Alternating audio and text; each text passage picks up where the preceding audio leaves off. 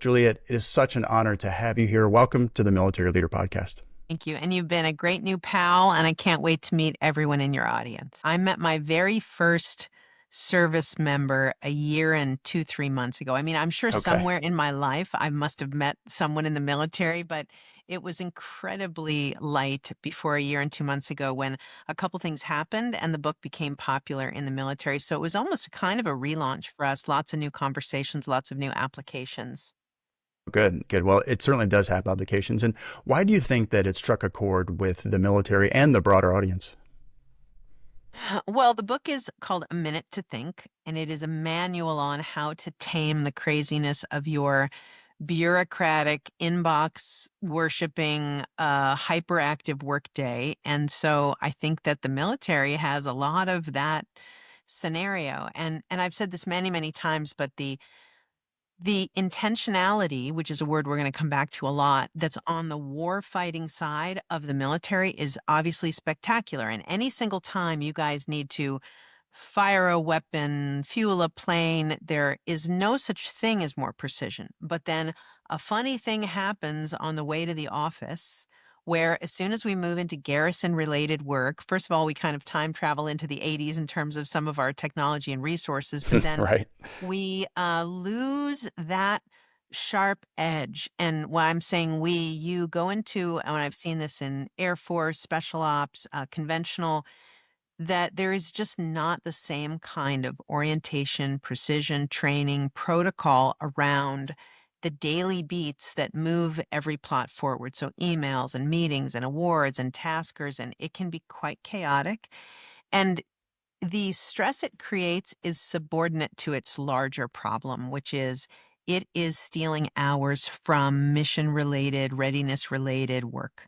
And that's the quantifiable perilous problem, which is it's stupid work in the office that is keeping you from doing really important work. And that opportunity cost is what we've been exploring with the military for about a year. I think the book is resonating because it has a lot of strategies to fix that problem.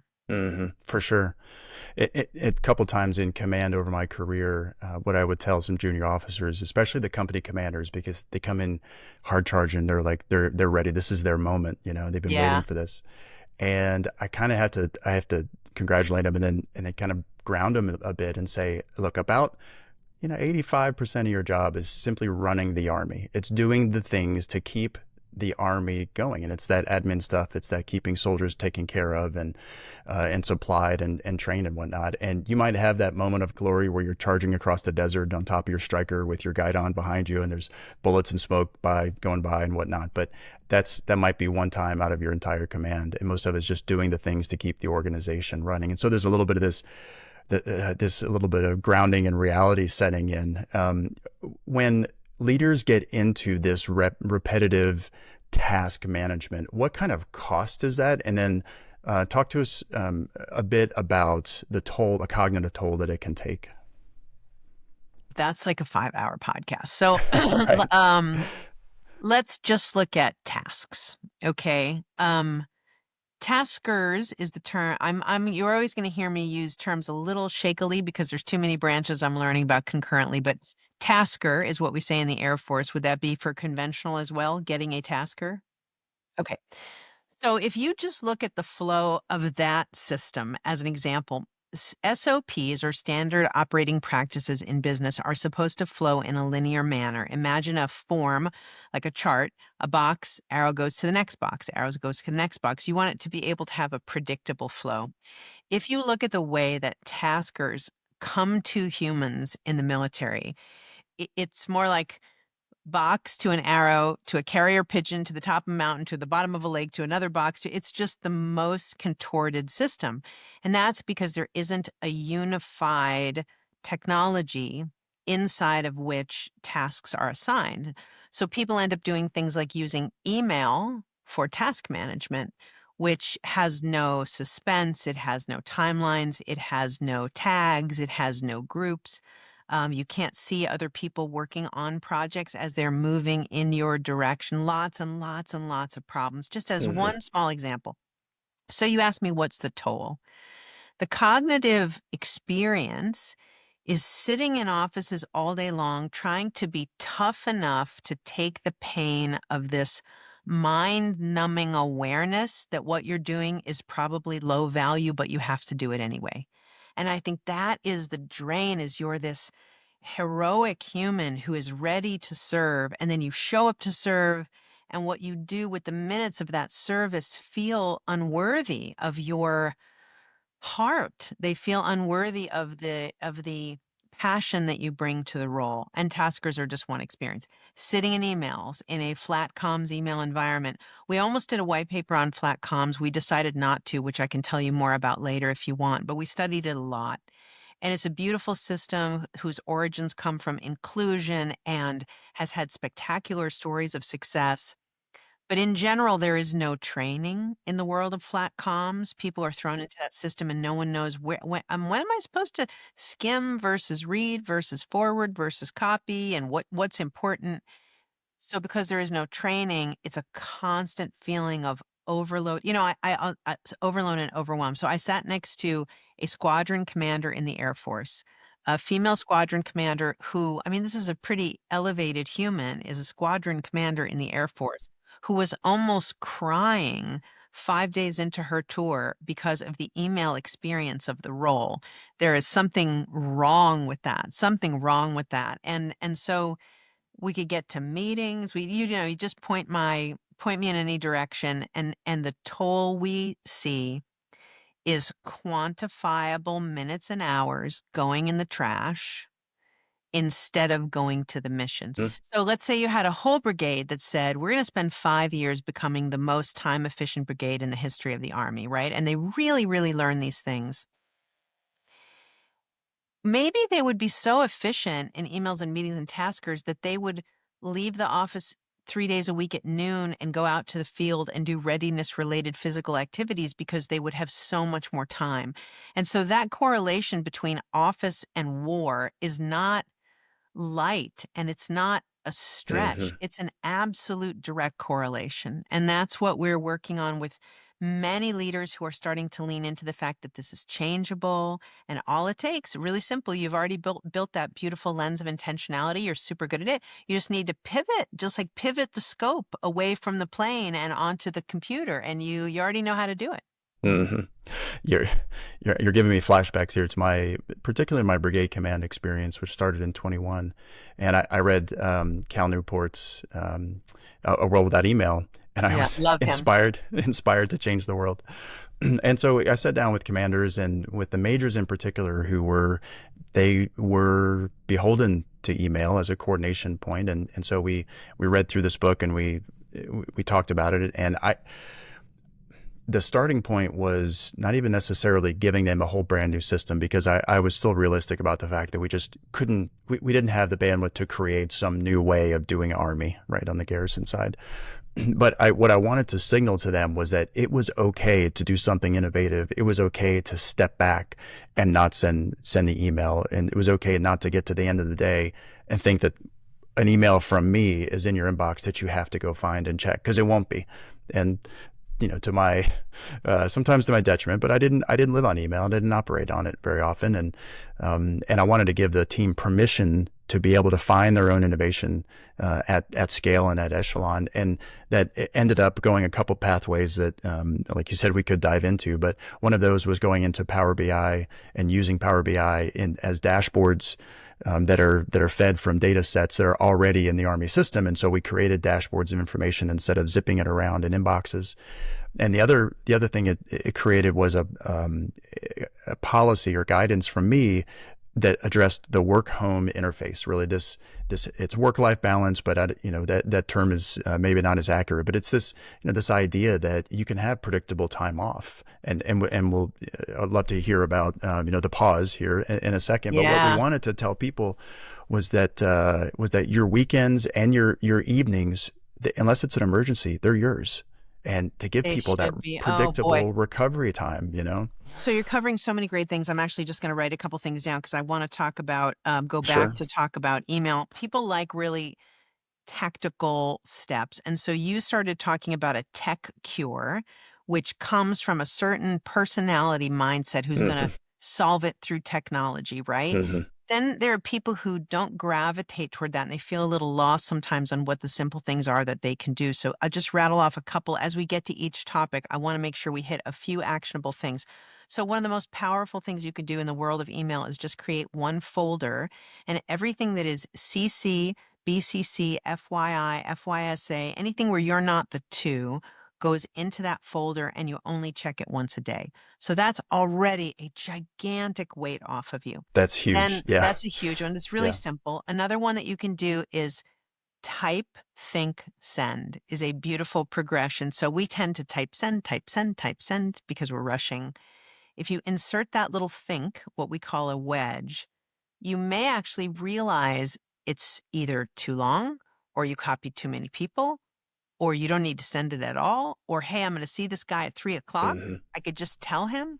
And so Hmm. that type, think, send progression is really a beautiful, small, very, very, very small adjustment that you can make. The thing you were saying about evenings and weekends, I was on another podcast. I know you know Joe Byerly Hmm.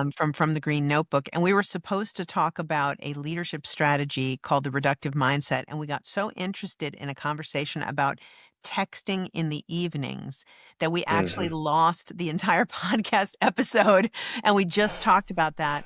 But I think it's Yeah. worth revisiting because when anyone is texting business related, work related stuff in the evenings, especially anyone senior to anyone subordinate, there's this powerful cueing that says, you got to do what I'm doing. And so we're taking away choice from people who would really like to be reading a bedtime story or having a relaxing dinner or catching up on their favorite show, but they feel that pull. They're not brave enough to turn off the notifications. So they ding, they hear the little, and then their whole evening is changed, or their whole weekend or their whole leave starts to change. So that's actually the same premise though of type, think, send. It works with texting also. You want to blah, blah, you're going to just, and Hmm. then wait a second, it's 7 o'clock. Wait a second, this person is on leave. If you can install that impulse control in yourself as a leader, you begin to breed a community where that's a norm. And so I couldn't agree with you more. It sounds like that was Hmm. probably the way that you were living as a commander. Yeah, yeah, for sure, and had in the past, and I was driven not to have that because when you're the commander, you get to you get to make some choices about how the organization runs and how the Yeah. climate gets formed, and I didn't want to live that way, a little bit selfishly, but like personally in my own family life, I did not want to live that way, and so and it as you're talking there, it reminded me that it's not just the texts that come through, it's the checking because how many times do we walk by the phone just tap it and check, just tap it and check, Oh, and it's hundreds of times a day. because your mind is there, your mind is there. The other Um, thing to think about though is that leaders who have a lot of heart try to get around that and they say, I might send you stuff, but you don't have to answer it at night. And what they can't quite grasp is that the power distance of the entire relationship is larger and stronger than this innocent sentence. Oh, you don't have to respond at night. You don't have to respond at night cannot possibly stand up to the power of just that is my boss and he is in my inbox or in my text thread. And it just the pull of that is impossible to fight. So you have to keep it out of there in the first place. a new commander coming in, stepping in, just took the guidon or the colors day one, coming in to meet the team as a commander for the actually in the seat for the first time. What would you recommend that they tell the team right off the bat in order to start to set the right climate that we're going for here? Well, we were talking about a communication and balance climate, and I'm guessing that that would not be the topic that would be day one for any leader coming in. So maybe let's pull back a little bit to start talking about just general transition, even though that's an important piece. We, our role is to bring this intentionality and to help you guys. It's fun that we're from industry and we don't know you very well. It breeds this wonderful objectivity. You can see still don't know some of the stacks of how the groups roll up, but there's a good thing about that, which is that you get a different perspective, right? And someone can see you from the outside. So as we've been talking about all these things, a commander came to me and said, "Will you come and facilitate an offsite for me outgoing and my incoming? Will you come and be a facilitator and get us on the right track?" So that led to the white paper, which we're hopefully going to be sending out by LinkedIn toward the end of April, early May, before a soft week for special ops. And it's just, hey, how is this command transition done? What are the good, the bad, and the ugly of the way that it shakes out? And we've done something like 40 interviews now across various branches, across multiple countries. And what we found is that that lens of intentionality hasn't really made its way to all of military leadership transitions. There are absolutely Hmm. outliers who are 6 months ahead thinking through, how do I hand off and how do I prepare the other person? But in general, there's some checked out behavior.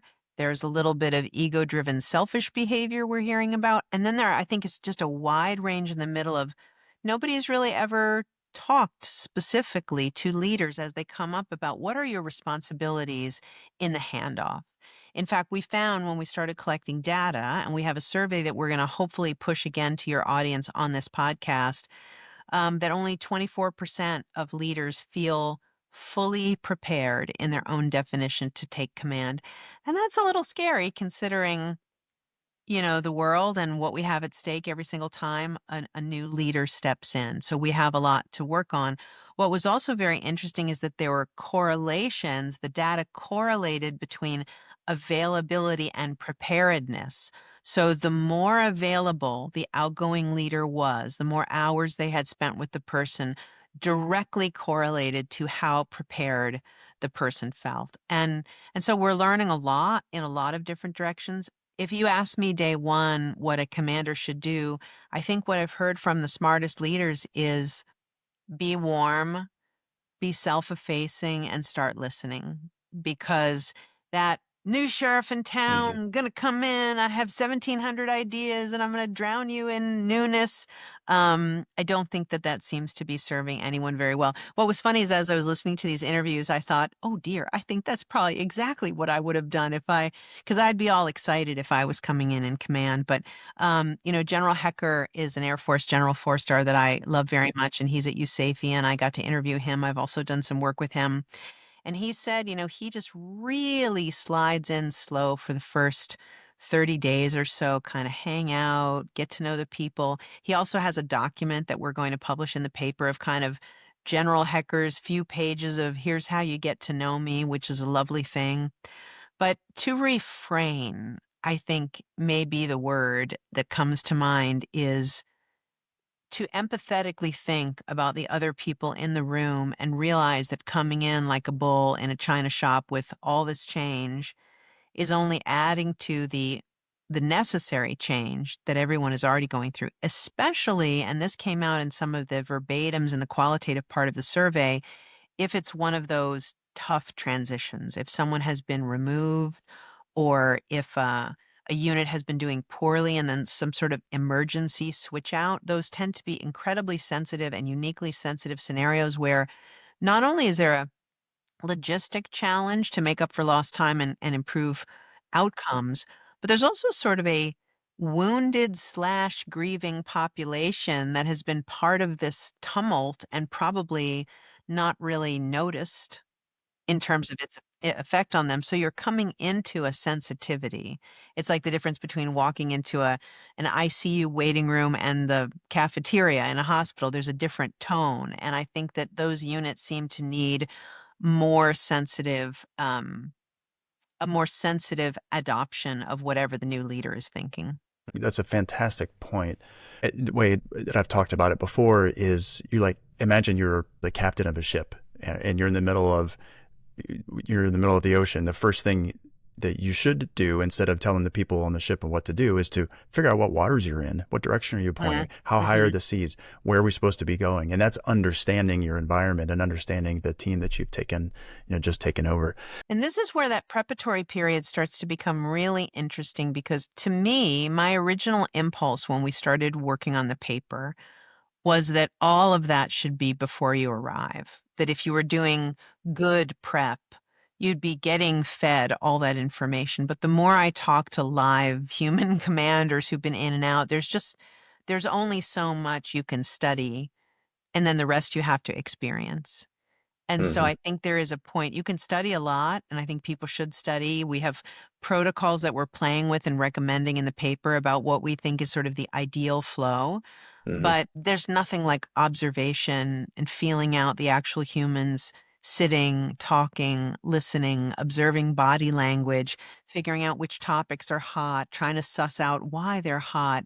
None of that can be done two-dimensionally on paper or on a digital Or from a document distance, yeah, or from a yeah. And distance. I'll tell you, given the command authority that is so sacred within the military, the incoming commander has to be granted access to that formation. It's the current commander who's in the seat that whether or not they are open or closed in the process. And if they are closed, then that new commander is not going to get access to the staff or Yeah. anybody there before they take the colors. I think that personally, I think the right answer is to give them access early. Not honestly, not too early, because there is a balance. Some incoming commanders think that once they start talking to the staff, they can start telling them, weeks ahead of time, hey, I want you to do this and build this product for me. And the commander that's in the seat is still the commander in the seat and needs stuff Oh, from that staff, right? yeah. And so there is this little bit of tug of war. So it deserves some transparency between the incoming and the outgoing commander about what the boundaries are in that relationship. I've literally never said this on a podcast, but there's a Jewish word, mensch, be a mensch. And a mensch is like a person who's just good. Just be good, be nice, be honest, be caring, be good. You just need to be a mensch when you're in either of these roles because it is only through the weaker parts of ourselves, our ego, our distractedness, our selfishness, our little moments where we're not considerate. That most of the stories that I've heard are just people not being super great and kind to each other in that process. And if you really were and you slowed it down and just said, how could I make this wonderful, just wonderful for this next person coming in? You'd probably have a lot of the answers of the things that you need to do, and it wouldn't be complicated. But I was surprised. The first couple times I heard a story of someone said, yeah, they left the BlackBerry and the keys in the truck and said, the BlackBerry's in the truck, have a nice day. I thought, wow, that's got to be some jerk outlier. And then I heard those stories again, and then I heard them again about zero time in handoff, never met the outgoing. And so this is a trend that I'm still trying to figure out in such a kind and honorable population how that could be so repetitive. And I feel that it has to be some blind spot that is not about being a mensch. I believe that most of the people in the military are very good people. So there must be some blind spot where they think it's unnecessary or they feel like maybe they would be overstepping to ask of too much time. There's something Hmm. else at Hmm. play here. They Yeah, can't just be it that could be many their people are a jerk. mental and emotional state too. I mean, the end of command is an extremely busy time, and I Mm. mean, I've known people, and I have been burned out at the end of command, and it's when all the Yeah. evaluations are due.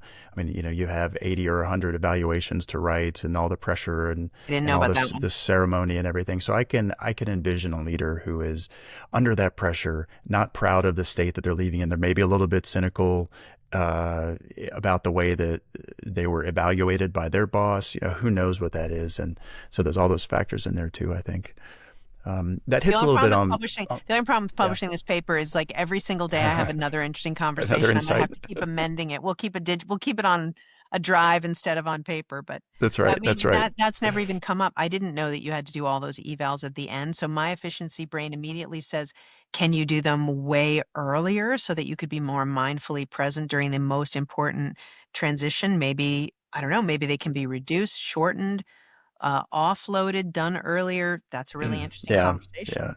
yeah. And if you're good, you get them done before you change command.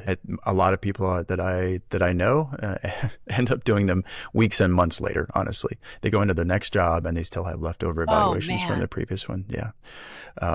So, well, let's talk about ego and humility during transition for a second, because that's something that we've discussed before. How does that tension show up for leaders? I think you could probably also throw territoriality in there, something about this is my camp, and I did it my way, and maybe even a um, projected fear that isn't even grounded, that the new person is automatically going to start taking things apart that they really cared about. And so I think that all of those baser instincts are often addressed well with just the communication. Now, you're going to get, if you get some super ego oriented, selfish person leaving command, you're just going to have to work around it. You're not going to really be able to work through that. But again, if it's a blind spot where someone's just too weary or too distracted, I think you can start talking through those little insecurities and working through them. So for instance, one of the things that we really advocate is for incoming and outgoing to spend more time together. That can be Zoom, it can be coffee, it can be Teams, it can be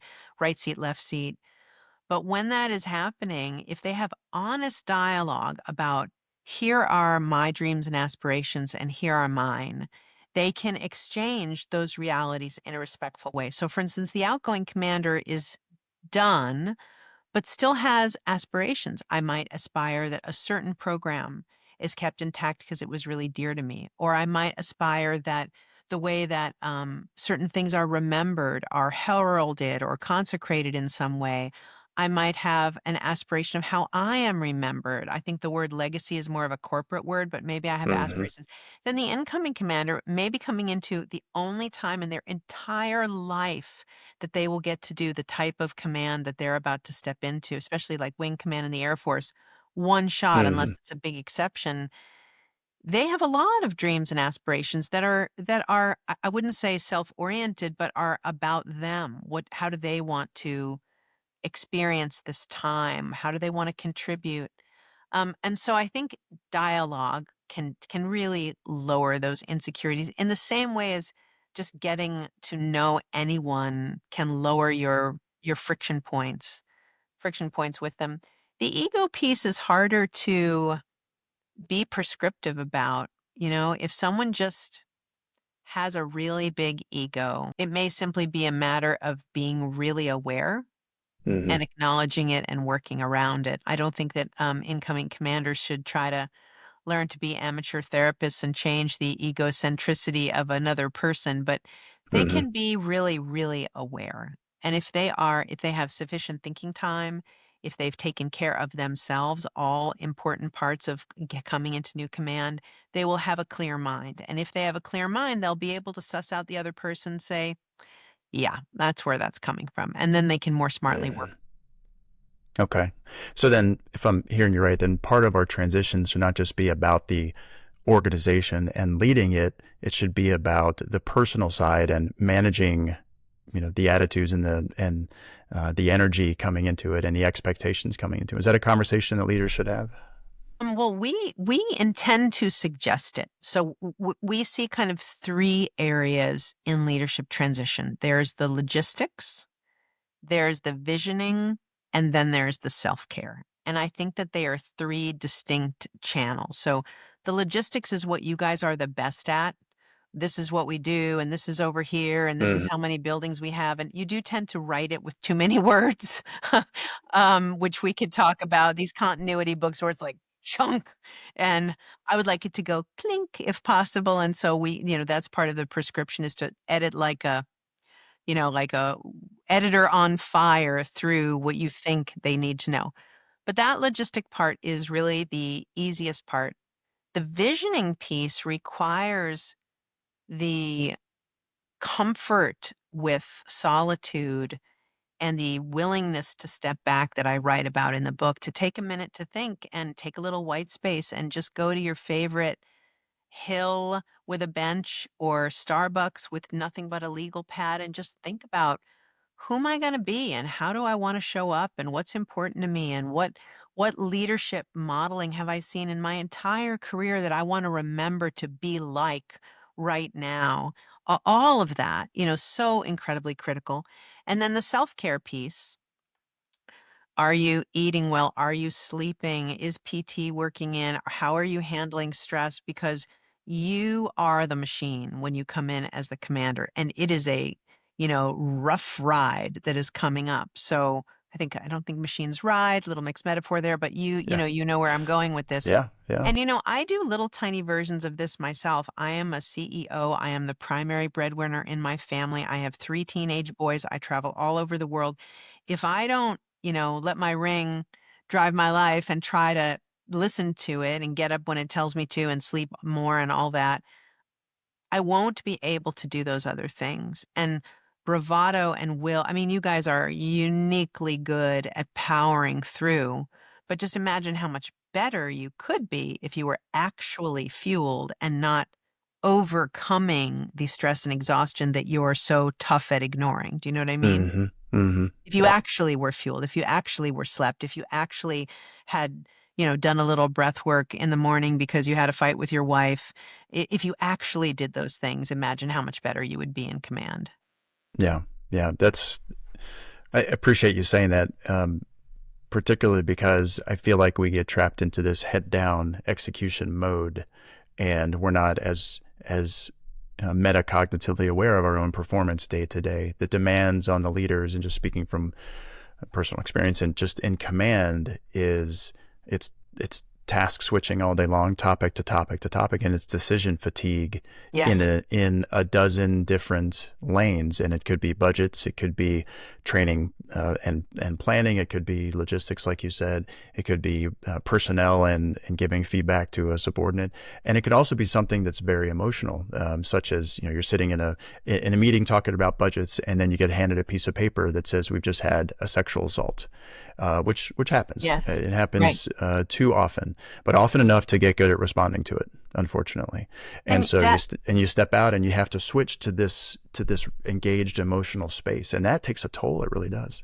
yes. And if you don't have the margin, the space to kind of make those motions, it's really, really hard to make them. I think that also I think they use the word sensing in the military in a way that I'm still grasping, but it's kind of like a listening session, right? When a leader does a Yeah, sensing sensing session. Yep. session. Hmm.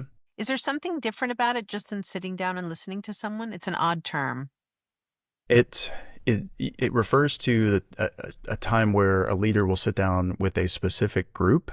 So it could be a cross section of, let's say, sergeants of a certain type, infantry, maybe logistics or something like that, to sit down and get a sense of what's happening in the organization from that particular lens. Get a sense. Okay. I was trying to figure out the derivation of this word sensing, which sounded so like Beverly Hills woo woo to me, but it's a get a sense of makes sense. So the reason I was going there is sensing requires you to have a clear mind. And I'm now using the word sensing just in the English language sense of it, where you come into a new group of people. If you want to feel the subtleties of what's happening in the room, if you want to feel who's a little against you, who's a little angry, who's a little reticent, you can't actually be very, very exhausted and have that perception. Your antenna will be flawed. And so, another reason for the self care is when you walk in well, if you walk in well, you have the extra generous perspective to really observe the people and kind of feel them out, and you can see who's who. And that's a really important part of building your squad. Yeah, for sure. And then modeling that to everyone with the protecting that self care. This is probably a good time to mention that I got at the Army War College, and I shared some of this with you offline. But I got to do some quantitative research on the resident students there that talked about senior leader health and well being, and I got to write a chapter for a book that was dedicated to that, and it was on this this work home health aspect. And across the board, leaders reported that they were overtasked. They were not, didn't feel like that they were plugged in throughout the day to who they wanted to be. They got much less sleep than they wanted to. They didn't take care of themselves the way they wanted to. And it panned out in a poor experience in leadership and in the positions they were in. The chapters in the book dealt with sleep and with some other therapeutic strategies to help your health and nutrition and physiological stuff and all that. So it's a fantastic book and a resource. Remind me the But book. Yeah, it's called Senior Leader Health and Wellbeing, and it was we published it in 21 as part of the Army War College. It's on PDF, That's available for great. free. Yeah. That's actually my book is taught there, and so I'm familiar with some of those guys over there. Yeah, that the dichotomy between your focus and mine is actually pretty tightly knit because when we're, as an example, on the special ops side, they have the Human Performance Institute. And when we talk about that in special ops, we use the analogy of a car and a road. So if you have a car that's a sports car and you soup it up with perfect tires and great gasoline and a new paint job and you send it out on a road that's filled with potholes and detours and tumbleweeds and cracks, that Mm, car still can't go fast. So the car is the human, the road is the organization. And so human performance or HP, H2F, right? In the regular army, right. H2F, Yep. Health and all holistic that fitness. Yep. stuff that's about beautiful stuff, psychology, well-being, fitness, nutrition, Hmm. spirituality, all that we love. That's optimizing the car. But then someone has to fix the road. So the Hmm. road is how do we work? What are our norms? How do we teach people? How do we use our time? And so that duality has been a constant conversation the whole time. In fact, we're trying to meet some of the H2F people because we think that that goes together so beautifully. Yeah, yeah. Well, I can connect you with a bunch of them. There was a Oh, fantastic team that we had. Yeah, great, great, yeah. great, great, I've had great. them in both battalion and brigade command. So you mentioned the leadership transition survey. What are some of the recurring themes and like aha moments that came out of the interviews? So the survey was a digital survey, and I will plug again that it will serve everyone if more people take it. So first of all, can we talk about where would they be able to access that Yeah. from So your plot? you can get it on the screen right here, and then we'll put it in the social media links um, when we repost Right. in the show So notes. that survey was the place that we saw that. I think I gave you most of the highlights was that 24% was very alarming. We saw that Yeah. correlation between time spent together and preparedness was just perfectly aligned. The thing in the qualitative comments that was interesting to me is how little people seem to have thought about this topic, as if they're writing as if it's, oh, transition, that's probably important. We should think about Hmm. that. And it wasn't something that seemed as tried and true and familiar to them. The negative, I would say, is that it was far easier for people to write about things that were bad about their previous transitions than to give positive examples. But the positive examples always seem to focus on really just one thing, and that is attention. I got attention from the exiting commander. I got it virtually, or I got on the phone, or I got it in person, or I got it in the way that they thoughtfully put together things for me. I had their attention. They were thinking of me. That is really the only ingredient that seems to matter. And then from there, everything else is kind of gravy. When you get an email from the current commander, right, and you say, hey, you're on the list to come to this command, looking forward to doing this transition with you. Here's the plan I have mapped out. Here's a little bit about the organization. We'd love to hear about you and your family. Though that makes you, I can tell you from experience, it makes you feel enabled, makes you feel empowered, like you've got somebody on your team because as the new person coming in, I mean, there's definitely some intimidation. You're coming in Oh, behind somebody yes. who's been in for 2 years, and you're like, oh, I'm gonna have to. You're not trying to overshadow them, but like I'm gonna have some big shoes to fill. Maybe it's somebody you respect. It certainly was in my cases, and so it feels really enabling and empowering to have somebody on your team, and it's the person in the seat. Yeah. Yeah, it's just that feeling of see me as important, see me as a partner, see me as vital to the next chapter of this unit that you've loved so much and poured yourself into. See me as your partner in that. When people are seen, I think then it just takes a whole different lens on the relationship. I also think that we should talk a little bit about documents because a theme that comes up is these books and these continuity books and Hmm. things that are handed off. And I Mine don't, was mine was that thick. I'm telling you, it yeah. was that thick. Yeah. Yeah. So you got an overwhelmed person who still has another job, right? They have another job Hmm. until they arrive, and they're moving their family and trying to figure out the schools and all of that stuff. By the way, we're interviewing some wives for a view from the home front for the paper, and we still have a couple slots. So if anyone listening wants me to interview their wife, we still want to, or Good. partner or spouse.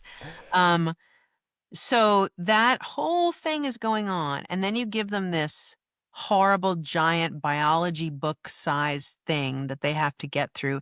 It's another example of a lack of empathy. So what would Mm, really serve them? If you were seeing them, you would see that what they need is laser like editing and clarity, and remove having somebody assigned to remove things that are unimportant, streamline, clean up. If that book's been around since 1979 and someone's just been polishing it and refreshing it every year, take a bunch of old stuff out of it. I mean, and then there's things that are missing. So one of the things that we're creating as a model that we're playing with is this idea of baseball cards.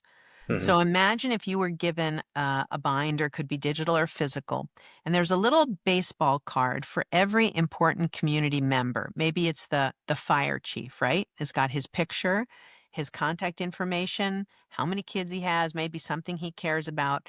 And you open this up and you don't have to weed through a stack of hay to try to figure out who is the community that you're Yep. stepping into. It's in the Yep. binder. So this idea of proactivity on behalf of the outgoing. Imagine if you had those baseball cards and they were digital, you could keep them updated like a contact management system we do in corporate, and you could just print them every 2 years. It'd be fabulous. Hmm. And all of these kind of ideas just come out of taking a little bit more time and caring a little bit more. Exactly. Exactly. The thing I'll add on to that, and I'm not sure if it's come up in some of your research, is the team that the incoming commander is also coming on board with, right? So when I'll just use brigade command as an Right. Okay. example.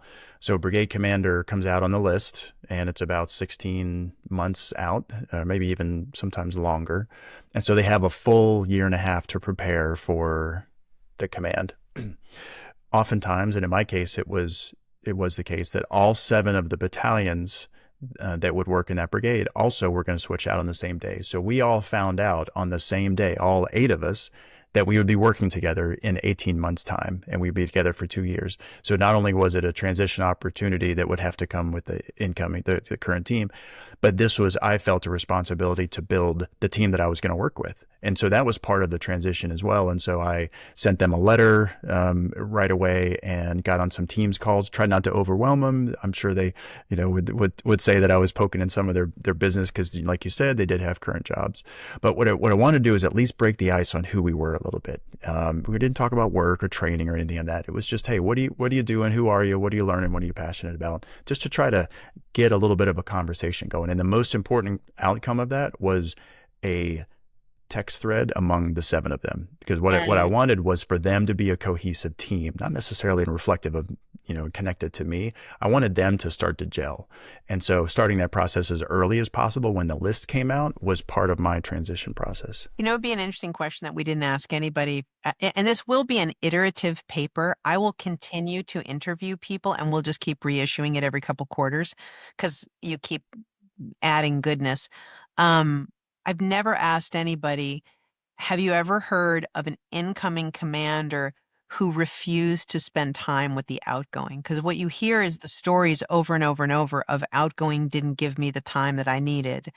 I wonder if it ever happens or if it's just so true and so universal that every incoming is hungry and ready and willing to meet and to spend time. I'd be really curious about that. The other character that we haven't talked about in this play, and I think of it as the most ignored character, is the staff. And however you define staff, if you define it as military staff or civilian staff, the human beings that are around these two people, once again, in the military stoicism of, I am so good at taking pain, um, then it's like, well, the staff is so good at absorbing all of the stress and angst and chaos of the transition. Well, what if they had to be a little less good at that? Could you actually proactively make that better for them? One technique, for instance, would be to reduce staff activities in the 4 weeks around transition. And this comes from our training in corporate. When we do a big new corporate initiative and we're going to add something to people's plate, we work with the leaders. We say, what could we either remove or pause during this period so that people have extra space so they're not trying to squeeze extra things in on evenings and weekends, but they just have duty hours bandwidth, right? So imagine if the Yeah. 2 weeks Yeah. before handoff and the 2 weeks after handoff, a lot of things were stopped or paused or shrunk on the staff's to-do list, and they just had more absorbable Hmm. bandwidth. They would not have to be so taxed. They would be able to flex and probably be more personable and present with every member of that experience. So this is another example of all we really got to do is think about the other person. And that empathy piece starts kicking in and going, yeah, that must be a lot to absorb when you're already doing a super Yeah. hard, Running full taxing speed. job. Yeah. Yeah. Yeah. Yeah. Yeah. So that's it's spot on guidance for sure. To like, because the transition's already hard enough, but then to add that on top of your, your full workload, and to treat it like a major operation, because it certainly is. You may have heard this phrase come up, which I'm quite fond of, and it relates to what you're saying, and it's especially in the military when commanders are going to turn over every couple of years. It's predictable, right? We know it's coming, and as you said, they're looking forward to it their whole lives. This is their chance, their big moment. They're going to be on that stage. They're going to be front and center of the formation, and they have all the energy, and they've been building up to this moment, and then they come in with all this energy, and the staff has been running hard to the end for the old commander, the outgoing commander, and they are spent. And the analogy is it's the reverse Pony Express effect, right? If you recall, the Pony Express would, you have the same rider and you swap out the tired horse for a fresh one, and in the reverse Pony Express is what Oh, we I do too never heard often. that. Is that we swap out the same tired horse with a fresh rider, Oh keep my gosh, going. that's so, I mean, the image you're giving me, another horse image that's coming to mind. It's like the valiant new king is about to be crowned, and they bring up his mighty steed, and it's this exhausted, slump-backed, weary, filthy horse. I love that. And that's yet again not impossible to avoid.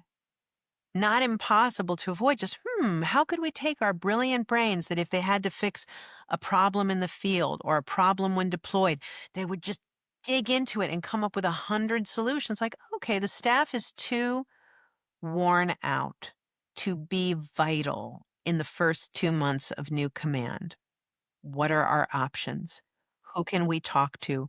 What systems or processes in other branches or other places like corporate could we model to understand what's possible here? I guess we do need an optimized, vital, energetic staff if we want to kick off well. What are our options? And that's exactly what the lens of intentionality does. Yeah, yeah, for sure. Well, good. Before we move off of the topic of transitions here, what are any other resources that you would point people to? You mentioned the paper a second ago. What else can they go to? Well, I will not point them toward the Army Transitions Handbook because it is the only official thing that I have read that you publish on this topic. I tried to stay Hmm. away from any kind of internal publication so I could see it with a fresh light, but that is a pretty averagely overwritten, dense, wordy tome that I would think would be hard to parse value out of. The corporate book, The First 90 Days, is a really nice visioning and thinking guide and comes with a workbook if you choose to buy it. That can be a really nice visioning and thinking guide for the incoming commander. It doesn't really speak to any of the other characters in the play that we have talked to, but it is a nice visioning guide. It's Okay, called The First 90 the Days of first 90 Command days. Response. Okay, what's a piece of advice that you received that just immediately stuck with you and has stayed with you ever since? Well, I'm a sensitive person. I would have probably done terrible in any branch of the military, but so the one that I always use is when something bad happens in my business, think less about how it makes me feel and think more about how it improves my work. And so I've had to think about that one a lot over it's 25 years I've been doing this work. Um, I think you guys as a population are probably pretty good at corralling feelings to keep them from intruding. But as I've gotten older, I've actually progressed that to more of a three-step process, which is first give feelings their due, allow myself to be angry, embarrassed, disappointed when it's run its course. And then I make the specific pivot from two to three, which is not to say that made me feel this way, but that painful lesson or that embarrassing thing that just happened can help my business in what ways? So we had a vendor as an example that kind of cheated us out of some money, right? And I was so angry. And that came in pretty fast in my head is, "Well, how does that help? How does this help my work?" There were 2 or 3 places where I could have asked for another referral, been clear about vetting the company, poked deeper into reviews, met there and even just been more authoritative in asking for what I want in early moments when that spidey sense is saying, "This doesn't feel quite right to me," and you're just going along.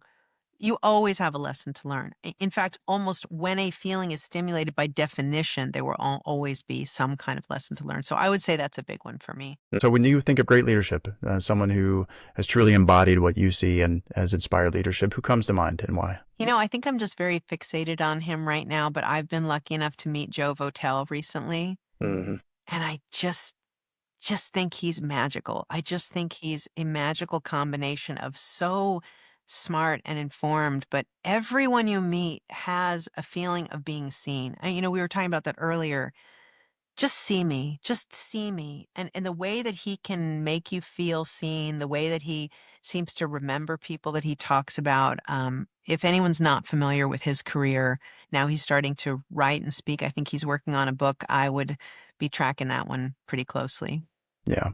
Yeah, it's good. I've had the chance to not work for him, but hear him several times, and I've always been impressed.